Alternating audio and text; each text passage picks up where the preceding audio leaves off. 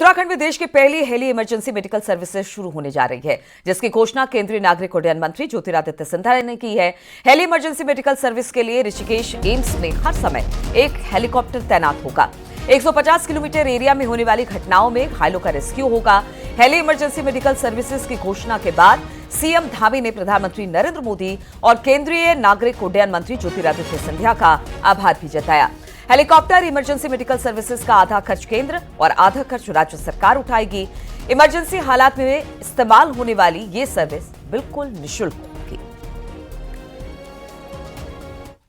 पूरे देश में पहली हेम service helicopter emergency medical services की सर्विस हम लोग उत्तराखंड से शुरू कर रहे हैं, जहां एम्स ऋषिकेश में एक हेलीकॉप्टर तैनात किया जाएगा और 150 किलोमीटर की रेडियस में कोई भी व्यक्ति हाईवे या कहीं भी अगर दुर्घटना हुई हो तो उसे तुरंत एम्स ऋषिकेश से हेलीकॉप्टर से पहुंचाया जाएगा।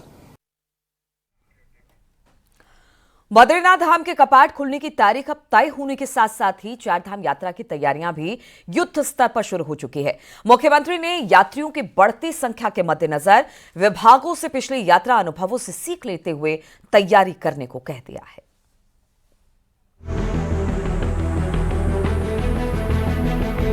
चारधाम यात्रा इस साल मई से शुरू हो जाएगी। 12 मई को बद्रीनाथ धाम के कपाट खुल जाएंगे। पिछले कुछ सालों में सुविधाओं का विस्तार होने से चारधाम यात्रा में जिस तेजी के साथ यात्रियों की तादाद बढ़ रही है, उसे देखते हुए सरकार ने इस बार अभी से तैयारियां शुरू कर दी है। पिछले साल 56 लाख से अधिक श्रद्धालुओं ने चारों धाम के दर्शन किए, जिसमें पिछले साल केदारनाथ धाम पहुंचने वाले श्रद्धालुओं की संख्या 19,61,000 थी, जबकि बद्रीनाथ में 18,39,000 भक्तों ने भगवान बद्री विशाल के दर्शन किए। वहीं गंगोत्री में 9,05,000 और यमुनोत्री में 7,35,000 भक्तों ने दर्शन किए। इस साल सरकार का अनुमान है कि चार धाम पहुंचने वाले तीर्थ यात्रियों का आंकड़ा 75 लाख को पार कर सकता है। हर वर्ष यात्रा की जो संख्या है वो बढ़ने वाली है। आने वाले समय में ये करोड़ों की संख्या में ये यात्रा पहुंचेगी। अभी 56 लाख तक पहुंची है, तो उसके अनुरूप ही सारी जो अवस्थापना सुविधाएं हैं, आवास की, परिवहन की, आने जाने की, पार्किंग की, पेयजल की, उन सब पर हम लोग एक फोकस कर रहे हैं। इस दौरान सबसे अधिक चुनौती सड़क और स्वास्थ्य सुविधाओं को लेकर रहती है। चार धाम यात्रा रूट पर टिहरी से लेकर उत्तरकाशी और ऋषिकेश से लेकर चमोली तक डेंजर जोन की पहचान कर सड़कों को ठीक करने का काम शुरू हो गया है। स्वास्थ्य मंत्री का कहना है कि इस बार हर 20 किलोमीटर पर एक एम्बुलेंस तैनात की जाएगी। बद्रीनाथ और केदारनाथ में 50-50 बेड के हॉस्पिटल बनकर तैयार हो चुके हैं। स्वास्थ्य के क्षेत्र में अब इस बार बद्रीनाथ में 50 बेड का हॉस्पिटल हम रन करने जा रहे हैं, वो बन के तैयार हो गया है। केदारनाथ में भी इस बार हम हॉस्पिटल रन करने जा रहे हैं, वो भी बन के तैयार हो गया है। और ऐसे चार धाम यात्रा में हम 5 जगह उप जिला चिकित्सालय बना रहे हैं। जहाँ पर पिछली चार धाम यात्राओं में कुछ एक्सीडेंट्स हुए हैं, वहाँ पर हमने सुरक्षात्मक कार्य करने के लिए डायरेक्शन दिए हैं। कुछ जगह अभी भी कार्य शेष है, लेकिन हमने टारगेट ये दिया है कि फरवरी अंत तक सभी जगह अगर मलबा हटाना है, कहीं साइनेज लगाने हैं या फिर रोड की क्वालिटी ठीक करनी है, उसको कर लिया जाए। चारधाम यात्रा शुरू होने से पहले उत्तराखंड में हेलीकॉप्टर इमरजेंसी एम्बुलेंस सेवा भी शुरू हो जाएगी, जो चारधाम यात्रियों के लिए संकट काल में एक बड़ी मददगार हो सकती है। टिहरी से सौरभ सिंह के साथ सुनील ना प्रभात, न्यूज़ 18।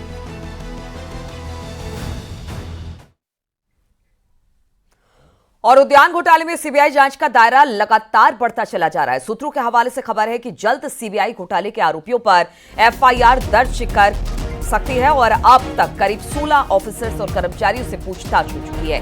इतना ही नहीं, खबर है कि नैनीताल और उत्तरकाशी जिले के अलावा दूसरे जिलों में भी घोटाला हुआ है।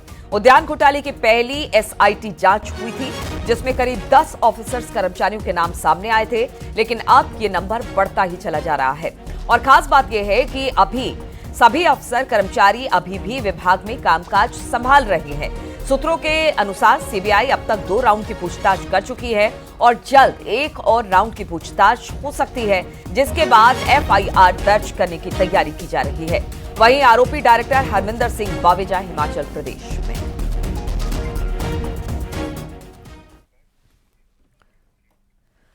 और अब बात करते हैं उपनल कर्मचारियों के आंदोलन की। तो पहले धरने पर बैठे उपनल कर्मचारियों ने धर्म परिवर्तन की धमकी दी थी, लेकिन फिर मान लिया कि गलती हुई थी। बीजेपी ने इसे उकसाने में दिया गया बयान बताया तो धर्म छोड़ पक्की नौकरी पर कर्मचारी को पूर्व सीएम हरीश रावत का साथ जरूर मिल गया।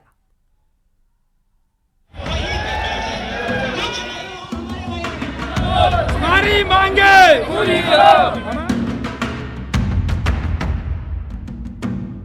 तो हमने निर्णय लिया है सब 25,000 कर्मचारियों ने कि हम कल अपना पूरा परिवार के साथ धर्म परिवर्तन करना चाह रहे हैं। हम इस राम राज्य में नहीं रहना चाह रहे। धर्म परिवर्तन की धमकी देकर उपनल कर्मचारियों ने दबाव बनाने की कोशिश की। दबाव ये कि सरकार 25,000 उपनल कर्मचारियों को पक्की नौकरी दे दे, जिसका आदेश सैनिक कल्याण विभाग को हाईकोर्ट से मिला है। शुक्रवार को नाराज कर्मचारियों ने देहरादून में प्रदर्शन भी किया और मंत्री गणेश जोशी के घर को घेरने की तैयारी भी, लेकिन न धर्म परिवर्तन हुआ और न कोई बात सुनने आया। वहीं बीजेपी ने आरोप लगाया कि धर्म परिवर्तन की बात कर्मचारी उकसावे में आकर कह रहे हैं, जबकि सरकार से बात करके मसला सुलझाया जा सकता है। बयान तो गलत, हमें भी लग रहा है गलत बयान था, पर जो हम राम राज्य में प्राप्त नहीं कर सकते हैं तो फायदा क्या है फिर उस राम राज्य का। आज सरकार कह रही कि राम राज्य आ गया, मुझे तो लगता नहीं कि राम राज्य आएगा। प्रजा नीचे जहाँ घाट हुआ करता था, आपको पता ही तब यार, वहाँ पे हम लोग प्रदर्शन करने, आज रोड पे मात्र शक्ति हमारे रोड पे है, सारा सिस्टम रोड पे है। तो राम राज्य का तो कोई प्रश्न ही नहीं होता कि राम राज्य आ गया। मेरे हिसाब से कोई राम राज्य नहीं है। थोड़ा सब्र रखने की आवश्यकता है। समय के साथ वेतन वृद्धि भी हुई है, हर बार होती भी है, चिकित्सा भत्ते भी मिल रहे हैं, हर प्रकार की सुविधाएं देने के बाद अगर इस प्रकार की निर्माण होती है तो ऐसा लगता है कहीं ना कहीं किसी की सह पर ये हो रहा है। अगर लोकसभा से पहले इस प्रकार वातावरण मैसेज करके मुझे लगता है कि कुछ लोग राजनीतिक रोटियां सेकना चाहते हैं। नौकरी की लड़ाई में धर्म की बात आई तो सियासत भी गरमाई। भगवान शिव के नाम के साथ मौन व्रत करने वाले पूर्व सीएम हरीश रावत भी इस लड़ाई में कूद गए। 25,000 कर्मचारियों को परमानेंट करने की मांग की। 12 फरवरी से उपनल कर्मचारी सड़क पर हैं। अस्पतालों से लेकर अलग अलग ऑफिस में काम अटक रहा है तो पक्की नौकरी के लिए कर्मचारी धर्म बदलने तक की खुलेआम धमकी सरकार को दे रहे हैं। देहरादून से न्यूज़ 18 के लिए दीपांकर भट्ट की रिपोर्ट।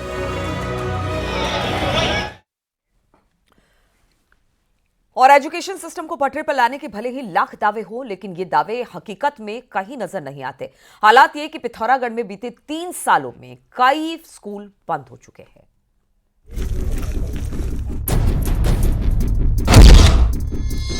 पहाड़ों में स्कूली शिक्षा की बदहाली किसी से छिपी नहीं है। कहीं टीचर्स नहीं होने से छात्रों का भविष्य चौपट हो रहा है तो कहीं छात्रों की कमी से स्कूलों में ताला लटक गया है। पिथौरागढ़ में बीते 3 सालों में 158 प्राइमरी और 25 उच्च प्राथमिक स्कूल बंद हो गए। कहने को तो ये स्कूल छात्र संख्या शून्य होने के कारण बंद हुए, लेकिन छात्रों की शून्य होती संख्या भी सिस्टम पर कई सवाल खड़े कर रही है। जिले में 183 स्कूलों के बंद होने के बाद अभी भी कई स्कूलों पर बंदी के संकट मंडरा रहे हैं। विगत 3 वर्षों में पिथौरागढ़ जनपद में 158 प्राथमिक विद्यालय और 25 उच्च प्राथमिक विद्यालय जो छात्र संख्या शून्य होने के कारण बंद हुए हैं, जिसमें सर्वाधिक धारचूला मुंशियारी के विकास खंडों के विद्यालय हैं। असल में यहाँ 120 ऐसे स्कूल हैं जो सिंगल टीचर के हवाले हैं। यही नहीं, सिंगल स्टूडेंट्स वाले 445 प्राथमिक और 20 जूनियर हाई स्कूल हैं। इसके अलावा 28 प्राथमिक और 2 जूनियर हाई स्कूल शिक्षक विहीन हो चुके हैं। जानकारों की माने तो शून्य छात्र संख्या की सबसे बड़ी वजह टीचर्स की कमी है और टीचर्स की कमी के कारण अभिभावक स्टूडेंट्स को उन स्कूलों में भेजने को मजबूर है जहां सभी सब्जेक्ट के टीचर्स मौजूद हैं। व्यापक हमारे शिक्षकों की भर्ती की जाए। अगर शिक्षकों की भर्ती प्रॉपर विद्यालयों में हो जाए तो गार्जियन भी जो कहता है कि एक शिक्षक है हम नहीं भेजते हैं, 2 शिक्षक हैं, बच्चे कहीं कहीं पर तो 80, 90, 100 भी हैं हमारे विद्यालयों में। बेहतर शिक्षा की चाह में बॉर्डर जिले में पलायन भी बढ़ा है। पलायन आयोग की रिपोर्ट माने तो यहाँ 41% पलायन हो चुका है। 2019 में पिथौरागढ़ में 1600 गांव आबाद थे, लेकिन बीते 4 सालों में ये आंकड़ा 1542 पर आ गया है। ऐसे में तय है कि अगर स्कूली एजुकेशन का यही हाल रहा तो आने वाले दिनों में पलायन की रफ्तार बढ़ेगी और स्कूलों में ताले लटकने का सिलसिला यूं ही चलता रहेगा। न्यूज़ 18 के लिए पिथौरागढ़ से विजयवर्धन उप्रेती की रिपोर्ट।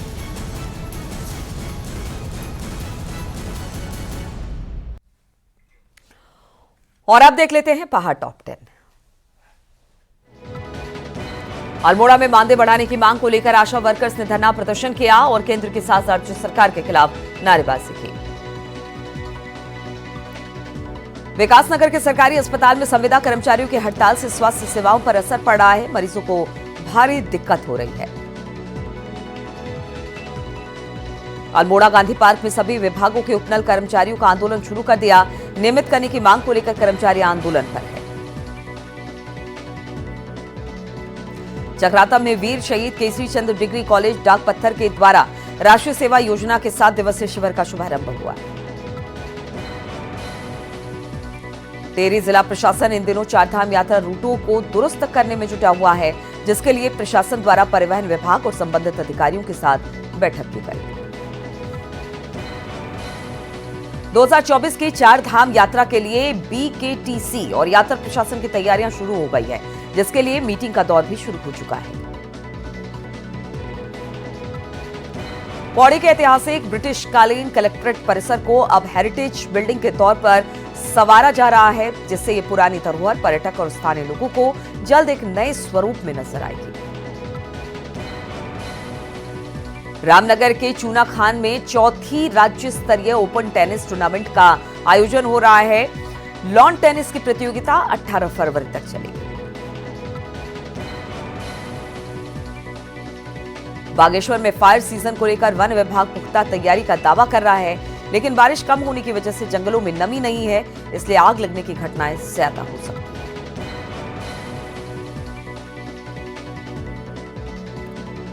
देहरादून में गृह सचिव शैलेश बगोली ने पुलिस विभाग के अधिकारियों के साथ मीटिंग की। पुलिस की समस्याएं और सचिवालय में पुलिस के लटके मामलों को लेकर अधिकारियों ने सचिव गृह के सामने अपनी बात रखी।